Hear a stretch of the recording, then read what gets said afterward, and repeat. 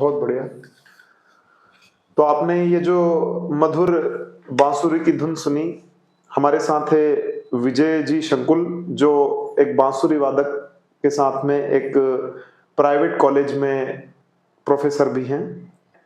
बांसुरी से उनका जो लगाव है और उनके जीवन से संबंधित कुछ सुनहरी यादों को हम विजय जी से जानना चाहेंगे। तो विजय जी, आपका स्वागत है। बहुत बहुत धन्यवाद हेमंत जी का, और मुझे यहाँ पर आमंत्रित करने के लिए। एक बहुत ही बढ़िया विषय, भारतीय शास्त्रीय संगीत का, जो बांसुरी के लिए, आज के लिए जो है बहुत ही, आज के समय में हमारे जो यंग जनरेशन के बच्चे हैं उनके लिए बांसुरी कितनी इम्पोर्टेंट है, कितनी ज़रूरी है, संगीत के विषय में हम थोड़ी सी यहाँ पे चर्चा करने वाले हैं। तो जैसे कि बांसुरी की बात निकली है, तो बांसुरी एक बहुत ही हैंडी इक्विपमेंट है।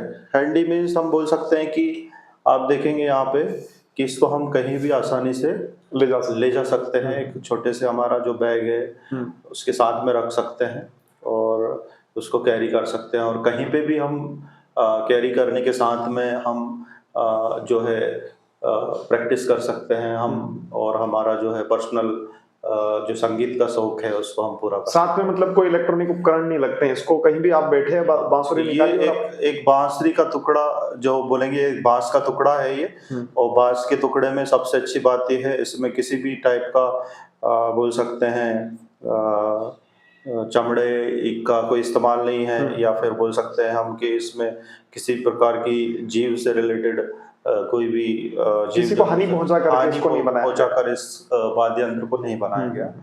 तो इसमें हम बहुत ही आसानी से एक बांस के टुकड़े से मधुर ध्वनि इसमें निकलती है, और जो कि हमारे भगवान श्री कृष्ण का सबसे प्रिय वाद्य रहा है, हम सभी इसको जानते हैं। कम से कम कितना समय लग सकता है उसको बेसिक से इंटरमीडिएट लेवल पर जाने के लिए?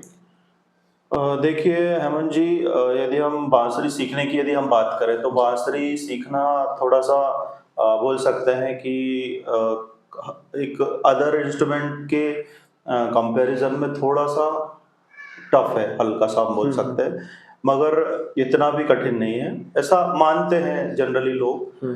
और इसको सीखने के लिए सबसे पहले यदि मैं कहूँगा, यदि आपके अंदर वाकई में संगीत सीखने की लगन है और आपको कोई भी इंस्ट्रूमेंट पसंद है, तो उसमें से यदि आप बांसुरी को चुनते हैं, तो बांसुरी को यदि आप चुन रहे हैं, तो उसमें जो है आपको ये जो फ्लूट है जो मैं यहाँ पे अभी दिखा रहा हूँ, ये वाली जो फ्लूट है, तो दो तरीके की बांसुरी आती हैं। तो यदि मैं कहूँगा कि यदि आपको शुरुआती तौर पे हम जो है इस बांसुरी से शुरुआत कर सकते हैं। ये जो बांसुरी है, इसमें हम डायरेक्ट फूंक लगाते हैं तो इसमें से ध्वनि निकलना शुरू हो जाती है, जो सीखने के लिए हमारे लिए बहुत अच्छी है। तो इसको हम सीधी बांसुरी बोलते हैं। तो सीधी बांसुरी जो है बाजार में मिलती है, बट ये जो बांसुरी है सिर्फ सीखने के पर्पज से हम इसको ले सकते हैं। जब हमारा इसमें उंगलियां बैठ जाएं और हमारी ब्रीथिंग की जो फूंक लगाने की प्रैक्टिस से थोड़ी सी हो जाए, लगभग मान के चले हम 1 महीने तक इसको हम सरगम अलंकार या जो भी जो बेसिक नोट्स हैं उनको हम निकालना सीख जाए, तो फिर उसके बाद फिर हमें ये वाली जो बांसुरी है इस पे आना चाहिए। जैसे मैं अभी इसको बजाऊं जी,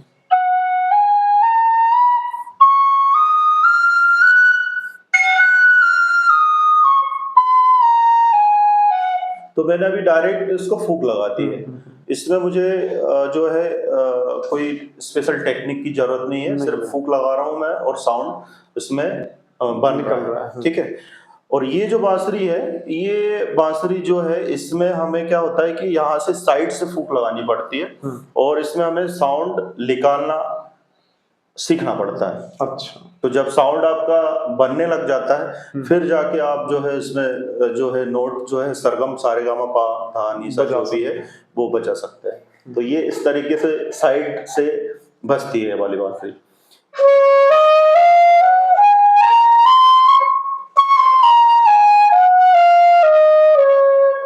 तो ये 2 तरीके की की बांसुरी होती है। और यदि आपको शुरुआत में यदि मान लो ये बांसुरी, कुछ स्टूडेंट्स ऐसे भी होते हैं कि ये वाली बांसुरी में भी डायरेक्टली उनका साउंड बनने लग जाता है, प्रोड्यूस हो जाता है। और यदि वो पहली या दूसरी बार में यदि ये साउंड निकालने लग जाते हैं तो उनके लिए तो बहुत अच्छा है, तो वो डायरेक्ट इसी से शुरू कर सकते हैं। और जिनसे बहुत प्रैक्टिस के बाद में भी थोड़ा सा प्रॉब्लम जा रही है उनको, तो हम ये सीधी बांसुरी का उपयोग करके हम शुरू कर सकते हैं। अब बात आती है बांसुरी का साइज क्या होना चाहिए। तो बांसुरी जो है स्केल के हिसाब से आती है ना। सी स्केल है, सी शार्प है, फिर ABCD जो भी स्केल म्यूजिक में होता है। तो इसमें जैसे मेरे पास अभी है सी शार्प की बांसुरी है। नॉर्मली जो बिगिनर्स होते हैं जिनको शुरुआत में बांसुरी सीखनी होती है, तो उनको सी नेचुरल या सी शार्प से वो स्टार्ट कर सकते हैं। अच्छा, मीन्स कि सी शार्प वाली बांसुरी अगर वो किसी म्यूजिक इंस्ट्रूमेंट की शॉप पर कहेंगे तो उनको वो आसानी से मिल जाएगी, और उसके बाद वो उसी से शुरुआत करें। मतलब पहली टिप तो यही है कि इस वाली बांसुरी से वो शुरुआत करे, उसके बाद थोड़ा अप लेवल करे तो सी शार्प स्केल, उसका स्केल जो है इसलिए बोल रहा हूँ क्योंकि आपने देखा होगा कि बांसुरी का जो साइज है छोटा बड़ा और अलग-अलग साइज बड़ा भी आता है। कई बार तो जैसे हमारे जो शास्त्रीय संगीत के जो बांसुरी वादक होते हैं वो अधिकतर हमारी ई स्केल की जो बेस फ्लूट होती है उस पे बांसुरी का वादन करते हैं। और सीखने के लिए हम यदि बोले तो सी नेचुरल से हम स्टार्ट कर सकते हैं, सी शार्प ले सकते हैं। फिर धीरे धीरे हम यदि हमारा जैसे हाथ बैठ गए इसमें, अच्छे से हमारा साउंड बजने लगा है, सरगम हमको आने लगी है, कुछ अलंकार हमने सीख लिए हैं, तो फिर हम जो है जी स्केल पे जा सकते हैं, जी शार्प पे जा सकते हैं। फिर हमें फाइनली जो है जी के बाद जो है हमारा जो है ई स्केल की बांसुरी, ई बेस फ्लूट हमें उससे प्रैक्टिस करना चाहिए।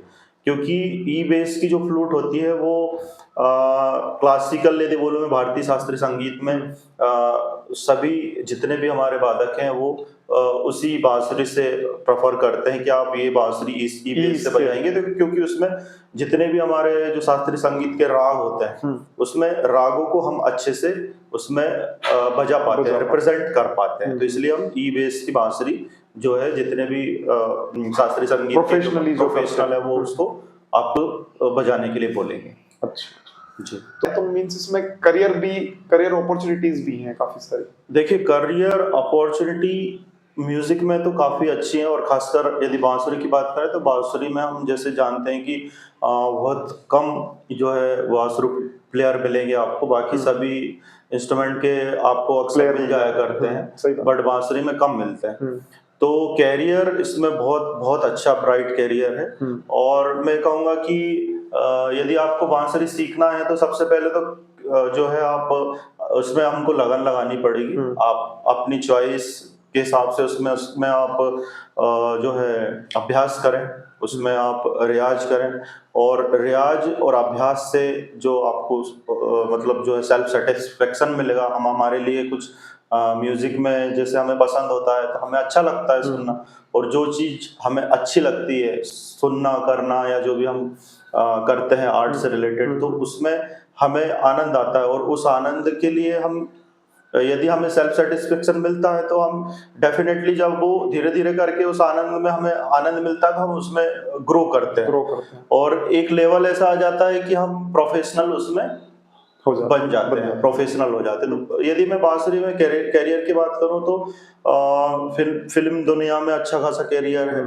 फिर उसके बाद यदि आप जो है आपके स्टूडेंट्स आपको मिल सकते हैं, कोई बैंड के साथ जुड़ सकते हैं, मतलब हम जो है बैंड के साथ ऑर्केस्ट्रा के साथ भी जुड़ सकते हैं। फिर हम बोले तो अभी शास्त्रीय संगीत यदि आपको अच्छा आता है तो काफी अच्छा स्कोप जो है विदेशों में भी है, और सोशल मीडिया पर भी इसका काफी स्कोप हो सकता है कि अगर कोई इन्फ्लुएंसर के थ्रू इसको अपॉर्चुनिटीज लें तो सोशल मीडिया पर अपनी रील्स वीडियोस बना करके डालें तो भी काफी सारे। और मतलब हम बोले तो इसमें यदि हम बोले कि विदेश के भी हमें इसमें स्टूडेंट मिल सकते हैं। देश के कुछ स्टूडेंट को पढ़ा रहे हैं आप भी हाँ, ऑनलाइन, हाँ। तो उनके बारे में कुछ बताएं, जैसे कि आप कैसे बच्चों को टीच कर रहे हैं, आप 1-to-1 कर रहे हैं या फिर वीडियो अपलोड करके कर रहे हैं, कैसे आप करते हैं? मैं एक्चुअली 1-to-1 ही कर रहा जी। हूँ। मेरे पास कुछ ऑस्ट्रेलिया के स्टूडेंट्स हैं, जी। 1-2 और कुछ पुर्तगाल के हैं, और ऐसे करके 3-4 स्टूडेंट हैं अभी मेरे पास। अच्छा। तो उनको 1-to-1 ही मैं टीच करता हूँ। हम्म। वैसे जैसे मैं कहूँ कि उनको क्या है कि वहाँ पर इतनी आसानी से बैम्बू फ्लूट के टीचर्स मिल नहीं पाते नहीं हैं, मिलता है। और यदि मिलते भी हैं तो वो बहुत हाईली चार्ज करते हैं। तो इनिशियल स्टेज पे आपके पास काफ़ी अच्छा स्कोप होता है। एक छोटी मोटी अर्निंग आप जनरेट कर सकते हैं यदि आप 2-3-4 साल यदि